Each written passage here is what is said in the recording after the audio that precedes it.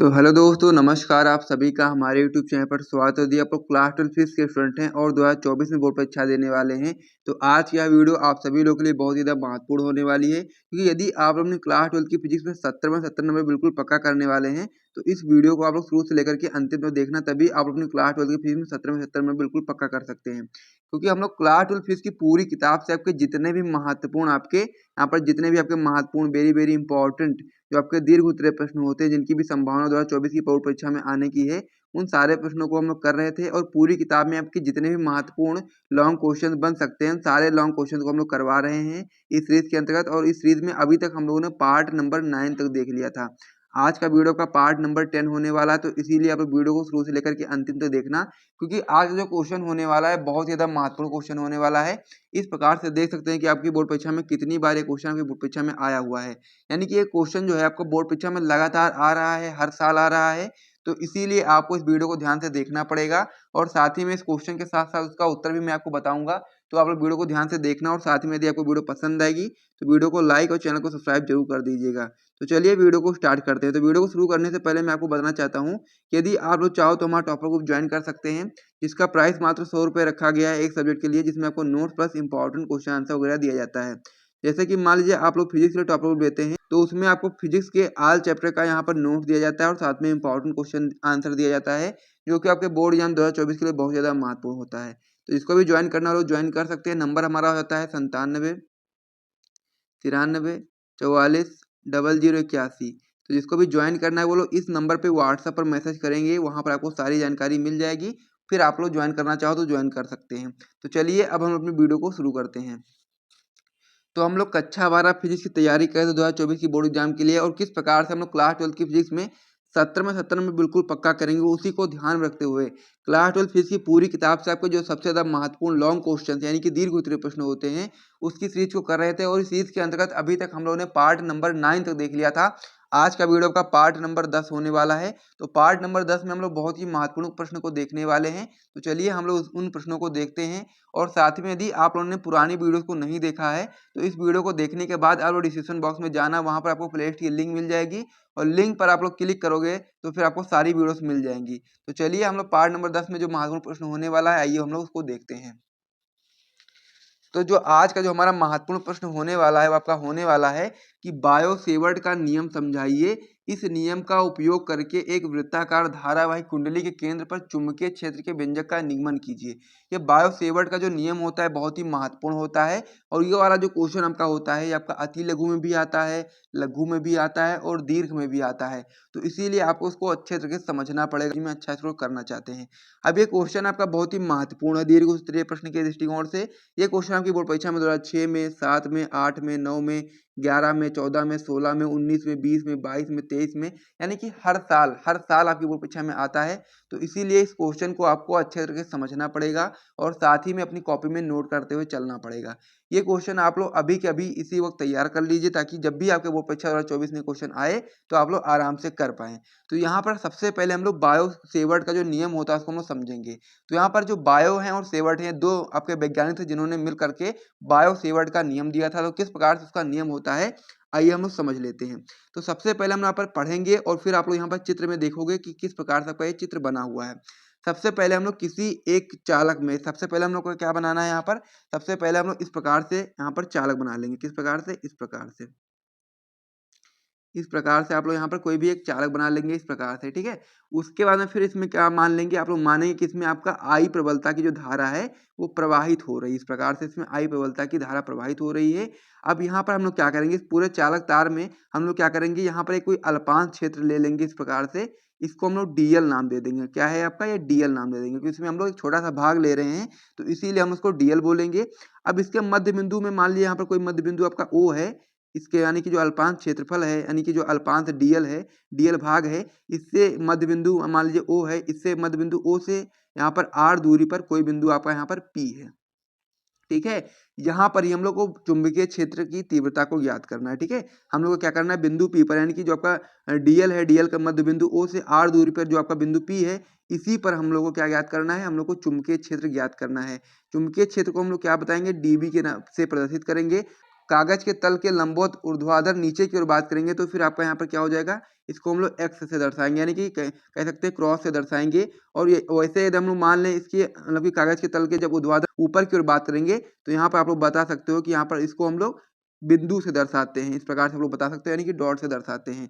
तो इस प्रकार से आपका ये हो जाता है। अब यहाँ से यहाँ तक जो कोण है, यानी कि ये वाला जो कोण है इसको हम लोग थीटा मान लेते हैं इस प्रकार से। तो इस प्रकार से आपको एक चित्र बनाना है। यहाँ आप लोग देख भी सकते हो कि माना किसी चालक है, यानी कि इस प्रकार से आपका कोई चालक है जिसमें आपकी I प्रबलता की धारा प्रवाहित हो रही है और चालक में हम लोग कोई अल्पांश क्षेत्रफल ले रहे हैं, अल्पांश क्षेत्र ले रहे हैं dl। तो dl से हम लोग क्या करेंगे, dl मान लीजिए यहाँ पर dl में जो आपका मध्य बिंदु O है, मध्य बिंदु O से r दूरी पर कोई बिंदु P है जिस पर हम लोग को चुंबकीय क्षेत्र ज्ञात करना है और इसके बीच का जो कोण है वो आपका थीटा है। तो इस प्रकार से आपका हो जाता है। तो इसे आप लोग अपनी कॉपी में बना लीजिए और यही चीज यहाँ पर लिखनी भी है आपको। तो यहाँ पर लिखोगे आप लोग कि माना किसी चालक में I प्रबलता की धारा प्रवाहित की जाती है और चालक पर अल्पांश dl लिया गया है। इस अल्पांश के मध्य बिंदु O से r दूरी पर कोई बिंदु P है जिस पर हम लोग को चुंबकीय क्षेत्र की तीव्रता का हम लोग को निर्धारण करना है। तो इस प्रकार से ये डायग्राम हम लोग बना लो, उसके बाद बात करेंगे आगे। तो आप लोग जब डायग्राम बना लोगे तो हम लोग क्या बात करेंगे, आप लोग इसमें बता सकते हो कि अल्पांश dl के कारण जो उत्पन्न चुंबकीय क्षेत्र की तीव्रता होगी वो dB निम्न तथ्यों पर निर्भर करती है। यानी कि इसके कारण जब हम लोग चुंबकीय क्षेत्र ज्ञात करेंगे तो आपका वो निम्न कह सकते हैं कि निम्न तथ्यों पर निर्भर करेगा। कौन कौन से तथ्य होंगे, पहला आप लोग बता सकते हो कि जो आपका dB होगा, यानी कि जो चुंबकीय क्षेत्र होगा वो I पर निर्भर करेगा, यानी कि जो आपका dB होगा चुंबकीय क्षेत्र होगा वो धारा के अनुक्रमानुपाती होगा। वहीं पर जो आपका दूसरा इसमें बता सकते हो कि जो dB होगा आपके dl पर निर्भर करेगा। फिर आपका जो dB होगा वो आपका थीटा पर निर्भर करेगा, यानी कि साइन थीटा पर निर्भर करेगा।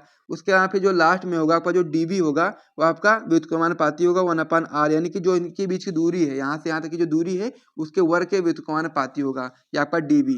तो इस प्रकार से चार चीजों पर आपका निर्भर करेगा। और जब हम लोग इन चारों को संयुक्त करेंगे, यानी कि जो चारों समीकरण है जब हम लोग चारों को संयुक्त करेंगे तो इस प्रकार से बता सकते हो कि एक साइड में क्या है आपका dB है, तो dB आप लोग इधर लगा लेंगे, फिर अनुक्रमानुपाती लगाएंगे, फिर आप लोग I dl साइन थीटा इस प्रकार से लिख देंगे। नीचे आपका क्या हो जाएगा r स्क्वायर, क्योंकि यह बटे में है तो आपका क्या हो जाएगा r स्क्वायर। तो इस प्रकार से आपका हो जाएगा dB अनुक्रमानुपाती आइडियल साइन थीटा अपान में r स्क्वायर। यही आपका जो संबंध होता है यही आपका बायो सेवर्ट का नियम कहलाता है। इस प्रकार से आप लोग समझ सकते हो। अब इसको हम लोग आगे कैसे लिख सकते हैं उसे भी आपको समझ लेना है। तो इस प्रकार से आप लोग समझ गए हैं कि यही आपका बायो सेवर्ट का नियम होता है। अब आगे जब हम लोग इस वाले चिन्ह को हटाएंगे तो यहाँ पर आपका एक नियतांक आ जाएगा और नियतांक क्या होगा आपका म्यू नॉट अपान में 4 पाई। तो हम लोग क्या करेंगे, इस वाले चीज को हम लोग यहाँ पर जब हटाएंगे तो हम लोग इसकी जगह पर क्या लिख सकते हैं, म्यू नॉट अपान 4 पाई लिख सकते हैं। तो यही चीज हम लोग यहाँ पर लिखेंगे dB बराबर mu naught upon 4 pi ideal sine theta upon में r स्क्वायर। इस प्रकार से भी आप लोग सूत्र को लिख सकते हो। और आपको एक चीज आपको यहाँ पर और भी पता होनी चाहिए कि म्यू नॉट अपान 4 पाई बराबर आपका होता है 10⁻⁷ के। तो ये चीज आपको भी यहाँ पर समझ लेना है। तो हम लोग चाहें तो आपका जो म्यू नॉट अपान 4 पाई है इसकी जगह पर हम लोग 10⁻⁷ भी लिख सकते, 10⁻⁷ आइडियल साइन थीटा अपान में r स्क्वायर। तो इस प्रकार से भी आप लोग इसको लिख सकते हो। तो यही आपका बायो सेवर्ट का नियम कहलाता है। तो इसे आप अपनी कॉपी में नोट कर लीजिए कि आपका जो बायो सेवर्ट का जो नियम था उसे मैंने आपको अच्छे तरीके से समझा दिया है। अब आगे इसमें हम लोग को समझना है, हम इसमें बताओगे कि इस नियम का उपयोग करके एक वृत्ताकार धारावाही कुंडली के केंद्र पर हमको चुंबकीय क्षेत्र का व्यंजक का निगमन ज्ञात करना है। इस प्रकार से आपको समझ लेना है। सबसे पहले हम लोगों ने बायो सेवर्ट का जो नियम होता है पूर्ण रूप से आपको समझा दिया है। ये आपका जो नियम होता है बहुत ही महत्वपूर्ण होता है, अति लघु, लघु तथा दीर्घ में भी पूछा जाता है। और उसके यहाँ पे इसमें एक क्वेश्चन हमसे और भी पूछा गया था कि इस नियम का प्रयोग करके, यानी कि जो बायो सेवर्ट का नियम है उसका प्रयोग करके हम लोग एक वृत्ताकार धारावाही कुंडली के केंद्र पर चुंबकीय क्षेत्र का व्यंजक ज्ञात करेंगे। तो इतना आप लोग अपनी कॉपी में नोट कर लीजिए। फिर हम लोग अगले पेज पर बढ़ते हैं और वहां पर जो चुंबकीय क्षेत्र का व्यंजक ज्ञात करना है उसको हम लोग देखते हैं। तो मैं उम्मीद करता हूं कि आप लोग नोट कर चुके होंगे। तो चलिए हम लोग अगले पेज पर बढ़ते हैं। और यहाँ से यदि आपको वीडियो पसंद आया तो वीडियो को लाइक जरूर कर दीजिएगा। अब आगे आप लोगों को इसमें बताना था कि वृत्ताकार धारावाही कुंडली के केंद्र पर हम लोग को चुंबकीय क्षेत्र का सूत्र ज्ञात करना था। तो इस प्रकार से आपको समझ लेना है। तो इस प्रकार से क्या करेंगे, हम लोग एक तार लेंगे और तार को हम लोग मरोड़ करके r त्रिज्या की एक वृत्ताकार कुंडली बनाएंगे। ठीक है, इस प्रकार को समझना है। सबसे पहले हम लोग क्या पढ़ेंगे, यहाँ पर जो चीजें लिखनी है वो आप लोग पढ़ते जाओगे और यहाँ पर आप समझते जाओगे, आपको बेहतर तरीके से समझ में आ जाएगा। सबसे पहले हम लोग क्या करेंगे, सबसे पहले हम लोग माना कि एक तार को हम लोग मोड़ेंगे और मोड़ करके r त्रिज्या की एक वृत्ताकार कुंडली बनाई गई है। इस प्रकार से आप समझ जाएंगे कि जो आपका इस प्रकार से तार है, तार को हम लोग मोड़ेंगे और साथ ही में इसको r त्रिज्या की हम लोग एक वृत्ताकार कुंडली बनाएंगे और इसमें हम लोग धारा प्रवाहित करेंगे I, यानी कि इसमें धारा कौन सी प्रवाहित करेंगे, I धारा प्रवाहित करेंगे। उसके आप लोग बता सकते हो कि इसके केंद्र पर, यानी कि जो केंद्र O है उस पर हम लोग को चुंबकीय क्षेत्र ज्ञात करना है। अब हम लोग मानेंगे कि जो कुंडली है आपका अनेक छोटे छोटे खंडों से बनी है, क्योंकि आपको पता होगा कि जब हम लोग कई सारे तार को जोड़ करके ही एक बड़ी कुंडली का निर्माण करते हैं, तो ये चीज आपको यहाँ पर समझ लेना है कि जो आपकी कुंडली है, पूरी कुंडली जो आपकी है वो आपकी अनेक छोटे छोटे तारों के खंडों से मिलकर के बनी है, जिसका एक छोटा खंड हम लोग यहाँ पर डीएल मान लेते हैं। एक छोटा खंड हम लोग डीएल मान लेंगे और टोटल आपको ये समझ लेना है कि ये बहुत सारे खंडों से मिलकर के बनी है, और एक हम लोग छोटा खंड इसका डीएल मान लेंगे इस प्रकार से। अब इसके हम लोग डीएल की सबसे पहले हम लोग क्या करेंगे, डीएल यानी कि जो छोटा खंड है उसकी सहायता से हम लोग बिंदु ओ पर चुंबकीय क्षेत्र की तीव्रता को ज्ञात करेंगे। उसके बाद फिर हम लोग पूरे यानी कि संपूर्ण तार की सहायता से हम लोग क्या करेंगे, तीव्रता को ज्ञात करेंगे, चुंबकीय क्षेत्र की तीव्रता को ज्ञात करेंगे। सबसे पहले हम लोग एक छोटे खंड के द्वारा ज्ञात करेंगे, उसके बाद फिर हम लोग एक पूरे तार की सहायता से हम लोग ज्ञात करेंगे। तो सबसे पहले आप लोग बताओगे कि डीएल के कारण केंद्र पर चुंबकीय क्षेत्र, यानी डीएल के कारण जो आपका केंद्र है उस पर हम लोग को क्या ज्ञात करना है, चुंबकीय क्षेत्र ज्ञात करना है। तो इस प्रकार से आप लोग सूत्र जानते हैं, अभी मैंने आपको बताया भी था कि डीवी बराबर आपका हो जाता है mu naught upon 4 pi ideal sine theta upon में हो जाएगा आपका आर स्क्वायर। अब आप लोग यहाँ पर ध्यान देंगे जो थीटा कितना है वो 90 डिग्री है, तो 90 डिग्री है तो साइन 90 यहाँ पर आपका हो जाएगा, तो साइन 90 का मान कितना होता है, 1 होता है। तो इस प्रकार से आप लोग बता सकते हो कि डीवी बराबर क्या हो जाएगा, नीचे आपका mu naught upon 4 pi ideal upon में आर स्क्वायर, क्योंकि साइन 90 की वैल्यू आपकी 1 हो जाएगी, तो 1 यहाँ से आपका हट जाएगा, तो क्या बचेगा, केवल केवल बचेगा आपका mu naught upon 4 pi ideal upon में हो जाएगा आर स्क्वायर। तो इस प्रकार से इतना बचेगा। तो ये आपका हो जाएगा डीएल के कारण केंद्र पर चुंबकीय क्षेत्र, यानी कि जब हम लोग एक छोटे खंड की सहायता से केंद्र पर चुंबकीय क्षेत्र ज्ञात करेंगे तो ये आपका निकल करके आ जाएगा। अब हम लोग क्या करेंगे, संपूर्ण तार के कारण हम लोग चुंबकीय क्षेत्र ज्ञात करेंगे केंद्र पर, तो उसे हम लोग समझ लेते हैं। जब हम लोग संपूर्ण की बात करेंगे तो यहाँ पर जो आपका स्मॉल डी लगा है ये आपका हट जाएगा, पूरा पूरा बी हो जाएगा, क्योंकि हम लोग क्या कर रहे थे, पहले हम लोग क्या कर रहे थे, एक कह सकते हैं छोटे खंड के द्वारा ज्ञात कर रहे थे, लेकिन अब हम लोग पूरे संपूर्ण तार की वजह से ज्ञात कर रहे हैं, तो यहाँ पर क्या हो जाएगा, बी हो जाएगा, केवल केवल बी हो जाएगा। तो बी बराबर का क्या हो जाएगा, समाकलन डीबी हो जाएगा। तो यहाँ पर आप ध्यान देंगे जो आपका डीबी है, डीबी का जो मान है कितना है आपका, mu naught upon 4 pi ideal upon में क्या है, आर स्क्वायर है। तो यही चीज हम यहाँ पर लिख देंगे, बी बराबर समाकलन mu naught upon 4 pi ideal upon में आर स्क्वायर, इस प्रकार से आपका हो जाएगा। अब आगे हम लोग क्या करेंगे, इन सारी चीजों को हम लोग इधर ले आएंगे और डीएल को छोड़ करके, तो क्या कर दोगे आप लोग, बी बराबर का क्या हो जाएगा, न्यू इंटू आई अपान में हो जाएगा 4 पाई आर स्क्वायर, इस प्रकार से आपका हो गया। अब समाकलन के अंदर केवल आपका डीएल बचेगा। तो यहाँ पर जब संपूर्ण तार की बात करेंगे तो क्या है, वृत्ताकार है, इस प्रकार से वृत्ताकार है आपका। तो वृत्ताकार जो आपका होता है, वृत्त का जो परिधि होती है कितनी होती है, तो यहाँ पर आप बता सकते हो कि समाकलन डीएल बराबर का हो जाएगा 2 पाई आर, क्योंकि वृत्त की जो परिधि होती है वो 2 पाई आर होती है टोटल। तो इस प्रकार से आपको यहाँ पर याद रखना है कि जो समाकलन डीएल है बराबर आपका हो जाएगा 2 पाई आर। तो ये आपको जो यहाँ पर दिया गया है समाकलन डीएल, इसकी जगह पर हम लोग 2 पाई आर भी लिख सकते हैं। तो यही चीज हम यहाँ पर लिख देंगे, तो क्या हो जाएगा, नीचे आपका बी बराबर न्यू इंटू आई अपान में हो जाएगा 4 पाई आर स्क्वायर, और साथ ही में आपका जो आपका डीएल था, डीएल की जगह पर हम लोग 2 पाई आर कर देंगे, तो यहाँ पर आप लोग 2 पाई आर कर दोगे, इस प्रकार से आपका हो जाएगा। उसके यहाँ पे आगे आपको क्या करना है उसे भी आप लोग समझ लीजिए। उसके यहाँ पे आपका ये कि यहाँ से 2 से 4 कैंसिल हो जाएगा, तो यहाँ पे आपका 2 बच जाएगा। यहाँ से आपका पाई से पाई कैंसिल हो जाएगा, यहाँ से आपका आर स्क्वायर का स्क्वायर और यहाँ से आर कैंसिल हो जाएगा। तो इस प्रकार से आपका हो जाएगा। तो फिर नीचे आपका क्या बचेगा, नीचे आपका बच जाएगा बी बराबर न्यू नॉट इंटू आई अपान में बचेगा केवल 2r। तो इस प्रकार से आपका जो मैंने आपको बताया था वृत्ताकार धारावाही कुंडली के कारण केंद्र पर जो चुंबकीय क्षेत्र की तीव्रता होगी इस प्रकार से आपकी हो जाएगी। तो इसे आप अपनी कॉपी में नोट कर लीजिए, पूरा क्वेश्चन जो था पूरी तरह से कंप्लीट हो गया है। तो इसे आप अपनी कॉपी में नोट कर लीजिए और अच्छे तरीके से तैयार कर लीजिए। बहुत ही महत्वपूर्ण क्वेश्चन होता है और आपके हर साल बोर्ड परीक्षा में आता है, तो इसीलिए आपको उसको अच्छे तरीके से तैयार करना पड़ेगा। तो सारी चीज़ आप लोग नोट कर चुके होंगे और मैं उम्मीद करता हूँ कि पूरा वीडियो आपको अच्छा लगा होगा। तो वीडियो को लाइक कर दीजिए, चैनल को सब्सक्राइब कर दीजिए। उसके बाद फिर हम लोग वीडियो को समाप्त करते हैं, मिलते हैं वीडियो में, तब तक के लिए जय हिंद।